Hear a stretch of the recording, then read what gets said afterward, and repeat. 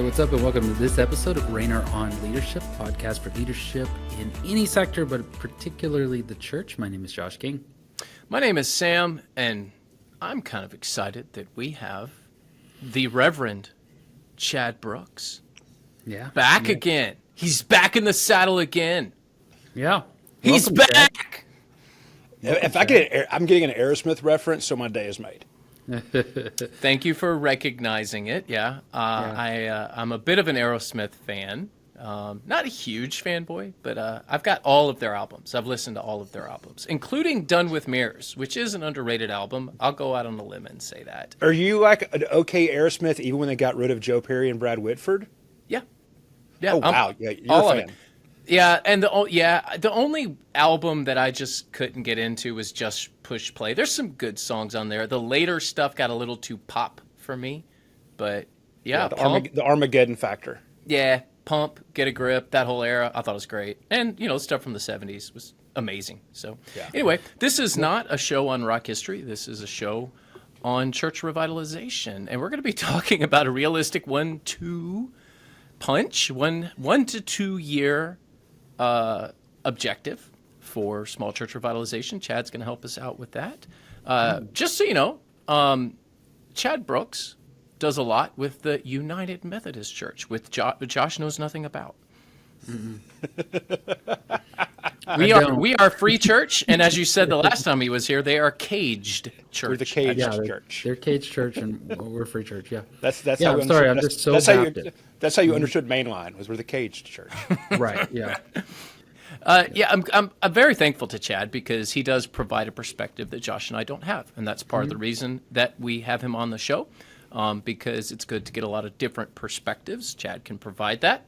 I know we've got a lot of listeners from the mainline category, so it's good to kind of talk to them for a little bit. But this could be, what we're going to talk about today could be applied to any church, really of any size, but particularly those small and mid-sized churches. But before we get into today's episode, I want to thank our sponsor, Southern Baptist Theological Seminary. Been talking about all of their revitalization stories. Fits well with what we're talking about today. They've got some great stories, particularly one about Shadowbrook Church. So you need to go check that out at sbts.edu/unified. Again, sbts.edu/unified. Jared Rumley was the pastor there, had a divided congregation, and absolutely worked through that. Go get his story, go understand the story, and also check out all of the programs at the Southern Baptist Theological Seminary. All right, Chad, welcome back. We're going to be talking about realistic 1 to 2 year objectives in small church revitalization. I've got 3 points here. Let's start with the first one. Presence and launching a quarterly outreach emphasis. I'm just curious. Yeah. What does the UMC do for outreach? So that's interesting. Because I've always heard that you guys don't do outreach, and it's part of the problem. But I know that can't be the case for every church. Well, so a lot of what, and this is like, I'm gonna get into the super nerdy United Methodist congregational developer thing. I think we all call it different things, and I think that part of it, like I had a couple, like 2 quick caveats. I think before we started off with, the first thing is I think a church has to define mission. Or has to define outreach. Like, you have to define that. I'm a big Leslie Newbigin fan. Okay. Are y'all familiar with Newbigin? Kind of yes. Yeah. So, like, Newbigin's idea of mission, like, he sees it as this overarching thing that encompasses outreach, evangelism, all this other stuff. But that the mission of the church is its primary operating dynamic. That the church is supposed to be a foretaste of the kingdom of God, and that the church should be missionary by our very existence. I think smaller churches, regardless of denominational tradition, can struggle with that. United Methodist churches, we actually count every year. I was actually doing some statistics on this before we jumped on the call of how many ministries of mercy and justice the church has in the past year, how many people in the congregation participated in those ministries of mercy and justice, and then also like what was the community impact, the number of people. And so, yeah, we do different things. We all call it different stuff. But that's kind of one of the, we've, in the main line, a lot of times we confuse this idea of outreach, mission, evangelism, mercy, justice. And a lot of times it can be just spun up into mercy and justice. And so, defining mission, I think, is important for a small church. The reason I say that is, and this is really, you see this a lot in your smaller churches, regardless of tradition, is, that the outreach of the church or the mission of the church just turns out to be like the pet project of a handful of people. And so Miss Martha likes to collect gloves for kids every November. So they let her collect gloves, and that's what the church just baptizes pet projects. And I think the first big shift is, regardless of the size of your church, the church needs to have, whether we call it mission, outreach, like whatever we choose to call it, the church has to have a singular focus on what they're doing. I think that matters a lot. Yeah, I do. I agree with you. I think that something I've seen myself, there's just this certain trip or this certain project, and that's essentially become the extent of missions. And so there's not very many on-ramps.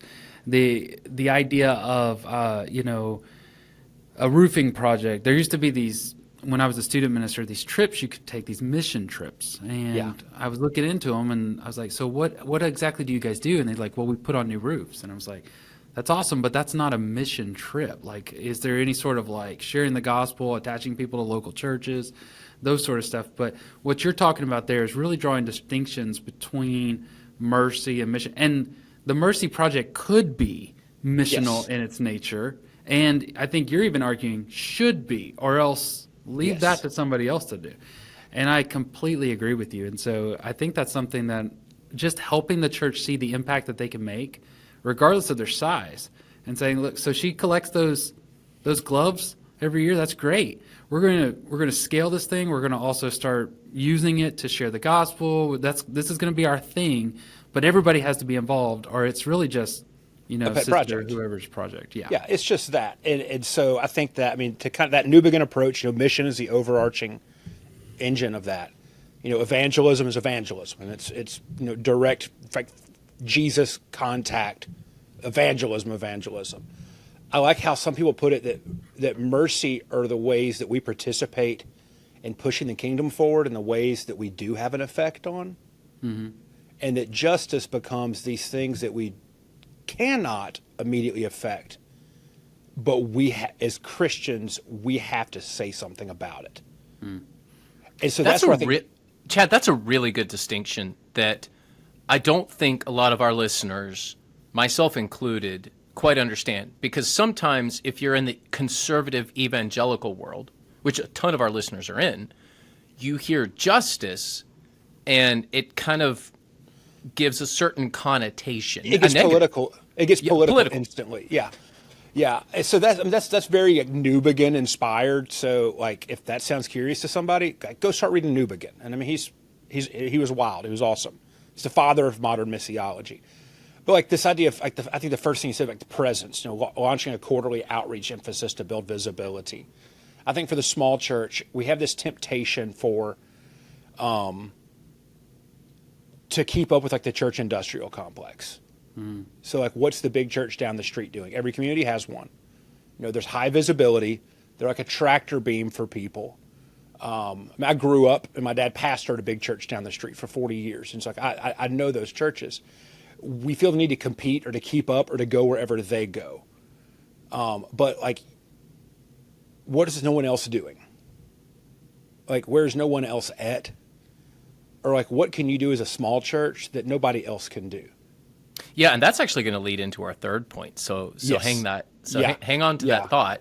So here we are talking with Chad Brooks. Chad's got a book out. Hold the book up, Chad. And that's his advanced copy. Is My Church Healthy, right? Is that the name of it? Yep. You've got it covered up. Oh, I know. I'm sorry. Is My Church Healthy? Move your finger, Chad. I know. I'm all out of like I gave away all my my normal fancy copies. Yeah. But it's literally for like small churches who were asking that question, is my church healthy? And we walk through a matrix we use here in the Louisiana Conference United Methodist Church called the Vitality Matrix that is like really objective, and it categorizes, an unstable church, a stable church, a vital church, or a sustainable church. And then we identified 7 core categories that are all measurable. And there's a whole grid, and you can, it's a really wait 5 or 10 minutes. A group of leaders can really get an idea of where they're at and where's their first step need to be. And I talk about this idea of baptizing pet projects. As that's part of one of the core categories is ministry opportunities. Like, what is our church? Yeah, I really want to press into that just a little bit, but I won't, because I think you and I would both agree on pet projects, but we probably wouldn't agree so much on baptism. But we'll we'll skip over the idiom. You're using it as a phrase. I get that. So okay, we're talking about realistic 1 to 2 year objectives for small church revitalization. 3 things that you can do, very practical steps. The first is presence. And there's this idea of just reach outward once a quarter. It can be evangelism. It can be outreach. It can be mercy. It can be justice. Honestly, every church should probably be doing, or mission. It could be every church should probably be doing all of those things, but start somewhere. Just go, okay. Yeah, just start somewhere. You've got something that's not internal. It's external. Yeah. Do that once a quarter. Yeah. And that's not where you're supposed to end up, but it is where you can begin. Yeah. Hey, I would just add an idea, something we do, and I've done it at the different churches I've been a part of, is I really push that down to our small group level. And so the way we do it is just rotate between a fellowship and a mission project. And so in January, your group may do a hangout together, but in February, you do a help out, and that's find a local mission thing to do that. And you rotate back and forth. We keep encouraging the groups to do that. That instantly gets buy-in. You celebrate the mess out of those groups, take pictures, share it. And so that's a way to kind of push that down. If, let's say you're listening and you pastor a small church and you're like, that sounds great, but I don't even have the bandwidth to do my sermons and all this other stuff. How am I going to do all these projects? Well, or missions efforts. Well, that's a way to do is push it down to your small groups. Yeah. So I think the one thing to think about in a small church is this, though. Because when you hit a level of like critical mass in a church, pushing down to small groups is great. I do think one of the differentiations between like the evangelical Baptist world, free church, versus mainline is because of the way we're set. So this kind of goes back to our last conversation. Because of, especially United Methodist Church, how we can deploy pastors, we've got a lot of churches that are smaller than your small groups at your church. And I think that's where the pet project thing can happen in a church of any size. I think it's realizing that if you're small, what you can actually do is a church of 30 is going to be significantly easier to mobilize into a very strategic outreach than either of y'all's churches. Like, what would you do if 80% of your church showed up to an outreach event? I would celebrate, but that would be a lot of people. Yeah, but if you're 30 people, you have 20 people there. That's a big deal for the church. Yeah, and I remember on the last show that you were on, you mentioned that the UMC median church size is right around 35 people. 38. Okay, well, let's be exact. Yeah. 38. There's growth. Let's celebrate it. Yeah. Well, that's like 10% growth, a little less than 10%. That helps sell books. Look, from one episode to the next, you just got to keep coming back, Chad. I guess we're good luck for the UMC. I'm good luck. Like in my annual conference, 70% of our churches are under 40 in attendance. Okay. So that's it. So and I think that's most tribes, by the way. Maybe not quite that small, but man, the median church size in the United States is 65 people. Yeah. So we're not that far removed from the UMC. Yeah. All right, presence, quarterly outreach emphasis. So Second thing. So real quick about the core, I think this is important for the small church trying to figure this out. This is about incarnational presence. And I think that, you're wanting to get in front of, we said about visibility here, like you want to be in front of people and see people. Like this is the place, I think, to get the matching t-shirts, to get like the branded tent, that sort of thing. And whatever you do, like don't be generic. Like everybody is going to give out a water bottle. I think finding that unique thing that you can be known for. And one of the things, the note I made, I've got a church, a friend of mine in South Louisiana. They're fantastic at this. They live in Houma, Louisiana. Houma, I swear, is a festival every weekend. And her church is at every festival. and they do the exact same thing. So people are looking forward to it. Like the 9 months out of the year, it's blazing hot. They have popsicles or something like that. Like when people show up at an event like that, they're known for one thing. And small churches can tend to always want to throw spaghetti against the wall and change up what they do. I think that incarnational presence and regularity is huge for visibility. Yeah. Good word. So let's talk about power. We move from presence to power. Now, this is more of an internal thing than an external thing, but I do believe that if you are not uniting your church through an intentional prayer focus and weaving that prayer focus into your worship, you are really missing something. You have to have the foundation of prayer. Chad, what say you? I would 100% agree, because I think that we so easily can neglect the spiritual components in church revitalization. I'm a tactician. I'm a data guy. I always have to remind myself that, like, okay, Chad, this needs to come from a spiritual angle too. There has to be this genuine hunger for a move of God in a new way in the local church. Prayer is, the primary action. I've got a thing I'm working on right now called 7 Spiritual Qualities for Revitalization. The first one is prayer. Like, it just has to be present. But I also think that there's a couple of tactical things there. Especially in smaller churches. I never saw it growing up in a Baptist church, and I went to small churches in college. But how often are y'all seeing smaller Baptist churches still do like joys and concerns open mic during worship? We don't do open mic anything during worship.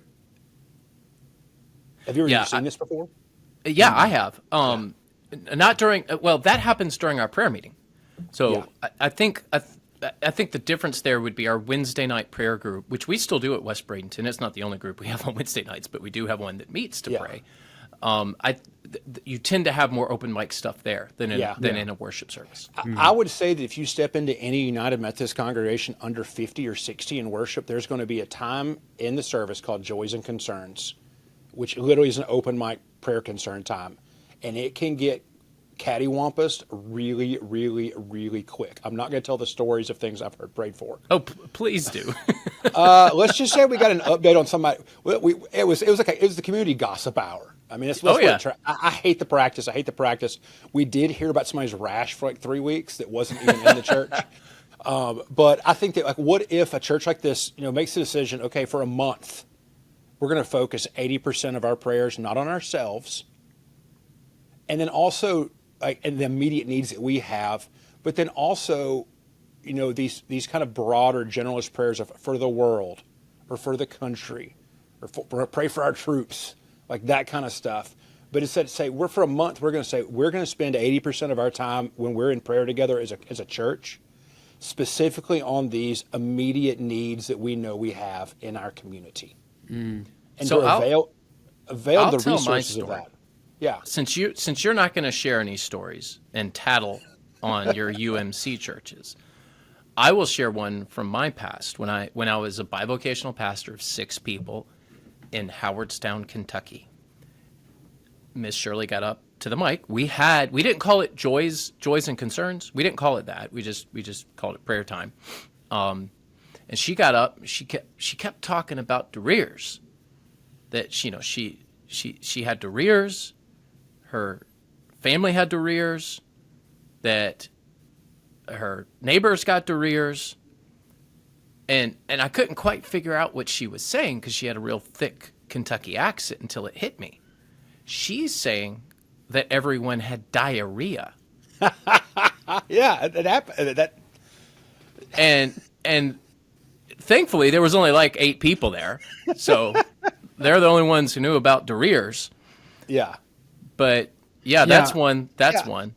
This is one of the reasons Baptists just don't have open mics. But when you do, and I tell people this all the time. A lot of times, I hear people say prayer time if it's the Sunday night prayer gathering or the Wednesday night prayer gathering. In the Baptist churches, they're just like, I hate doing that because we're just going to get an update on people's toenails. That's what it is. Yeah. And I always say, look, that really has a lot more to do with the lack of leadership in that room. And so lead the conversation. So you just come in there with a plan. And, you've heard those acronyms before, like ACTS, Adoration, Confession, Yeah. Thanksgiving. I've always done that. And then the other thing is those ones like the troops and, the weather or back to school. A lot of times I'll just go ahead and put that on the prayer sheet and I'll say, besides those, does anybody Yeah. else have it? And that way it just kind of cuts that out.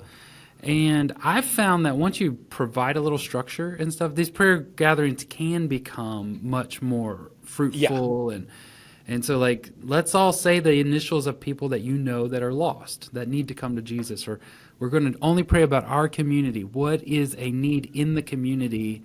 And then you start praying about that. So Yeah. it's goofy, and it can go, like you say, cattywampus, unless you kind of put some structure there. Yeah, I could do 40 minutes easy on that. It's kind of this. It's a thing I talk about with people a lot about getting, because it's just not very invitational at all. It's awkward. But I think if the church can focus on getting a deep understanding of what is actually needed in the community, pray for that. But then also think about it like a capital campaign. Like if you have these prayer needs in the community, if you're going to do a capital campaign in your church, you're going to have a Sunday morning worship emphasis. You're going to have a small group discipleship emphasis, and you're going to have a personal and family emphasis. It's like, hey, these are the 5 things we are praying for our community right now. We hit it Sunday morning, we hit it in small groups in the discipleship, and then we give something to people to take home. Hey, we are praying about the fact that we found out that 30% of the kids in our local elementary school are on free lunch, and the summer is coming. All right, talking to Chad Brooks of the United Methodist Church, helping us understand some things a little outside of our territory. But we're also grateful for all of you who listen in from mainline churches. So what we're really getting at here are just realistic things that you can do. And there are 3 things that we're talking about.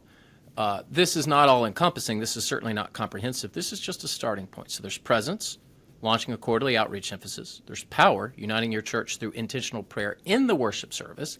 And then the last one is precision, which we kind of talked about just a little bit at the beginning.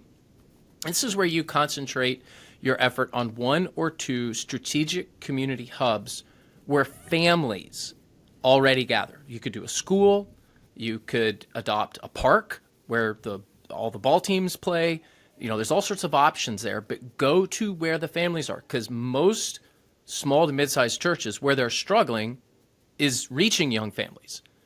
So go to where they are and be focused on. You can't go to every place, but you can go to 1 or 2 that are near the church and begin there. Chad?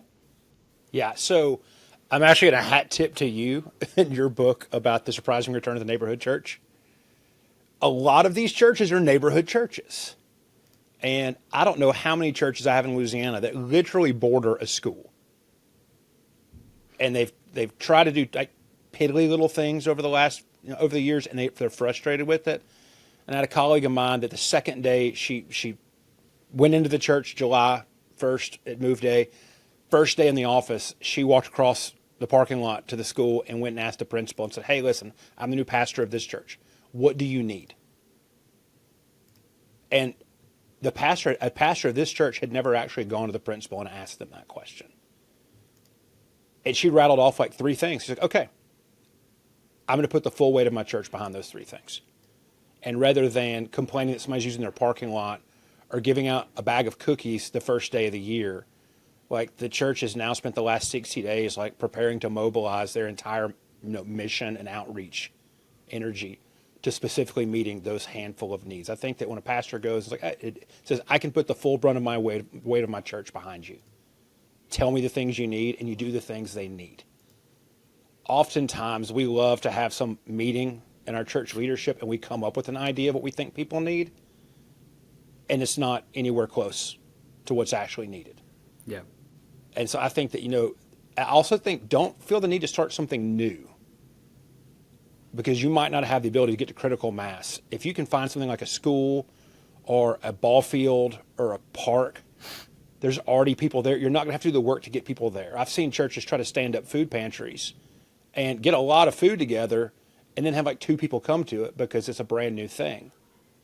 I think going to a specific place like this where folks are already gathering and just focusing everything on that one area and find out what do people actually need.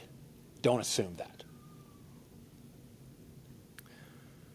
We adopted the elementary school break room, Chad, at our church. We also have partnered with the local clubs where sports are played. And you could always do something like Upward. They're one of the sponsors of the show. And, even small churches have seen a lot of success with Upward. And I would encourage you to go check them out because they can help you start that very focused outreach program where, hey, we're going to do soccer, we're going to do flag football, we're going to do name your sport, really focus on that. And maybe you pick a sport that isn't in your town so that you can be the one place where people can go to get it. Yeah. I'm a big fan of the new Upward pickleball. Yeah, that's the thing with my dad. And our listeners probably haven't, we do 2 episodes a week. And so internally we call it ROL1, Rainer on Leadership 1, Rainer on Leadership 2. This is Rainer on Leadership 2. And so we sell sponsorships based on that structure. Yeah. And he's with me on Rainer on Leadership 1. Again, none of our listeners care about that, but that's where we do the Upward spots. And he loves pickleball too. He's right with you. He loves pickleball. Yeah. Well, it's just, I know we've got a lot of small churches that have basketball gyms. They're unused right now. Upward is because you can own it. Like you can own that. I mean, finding somebody who you can come alongside of, but really, I feel like the big part of the precision is just doing one thing. Right. And that's my big advice on that is I'll get in these conversations with people and they're like, well, we could do the break room at all these schools and we could feed all the teachers and we could do all this. And I'm like, oh, church, there's like 50 of y'all. And like our school district, there's 62 schools in our school district right here and huge high schools. And it would be just a lot just to adopt one elementary school down the road. And so I always say like, that's awesome. That's where we're going to go one day. But this day, what is the one thing we're going to do that gets us started down that path and get somebody, because it's better to do one small thing well than a bunch of things poorly and then drop the ball the next year because you can't keep up with it. That's, I think, is the biggest lesson for all these smaller churches, especially if they're in crisis mode. Mm-hmm. If they are unstable, they want to go it crazy. Mm-hmm. But do one thing really, really well and then scale up. So like if your church is going to a school, it's like, hey, we're going to adopt the break room. So for us, that means we're going to drop in, 3 dozen donuts on Monday morning, and we're going to keep the place in Diet Coke. And we're going to do that for a year. And well, Chad, if you're sanctified, it would be Diet Pepsi. But point is well taken. Ain't nobody drink Pepsi. Nobody drinks Pepsi. I might be in the minority. What are you doing? I might be in the minority, and hey, Pepsi, give me a call. I would love to have you as a sponsor, but I will leave it's the underrated. show with my Dr. Pepper. I will leave the show with my Dr. Pepper. Dr. Pepper's all right. I can do Dr. Pepper. It's not all right. It's the king. And for those of you who are from Kentucky, Ale 8 or a late one. Yes. Depending on how you pronounce it, a late one or Ale 8 is the best pop that you can possibly consume. It's so good. Anyway, I mule it back. I mule L8 back from Kentucky when I go back every few years. You know what? You can't go wrong with a good Ale8. You also can't go wrong with our sponsor, Smart Church Solutions. They've got this great facility management software called eSpace. It helps you schedule events, manage work orders, track assets all in one place. You can automate so much with things like HVAC, door access, save time and money. Go check out eSpace, link in the show notes, but you can also go to smartchurchsolutions.com/Rainer, R-A-I-N-E-R, smartchurchsolutions.com/Rainer. If you're tired of spreadsheets, sticky notes, or last-minute maintenance emergencies, it is time to check out eSpace. Over 1,200 organizations have already brought them on. They are well-established and well-respected, so you should check out the eSpace facility management software from Smart Church Solutions. I want to thank you, Chad, for being back on the show.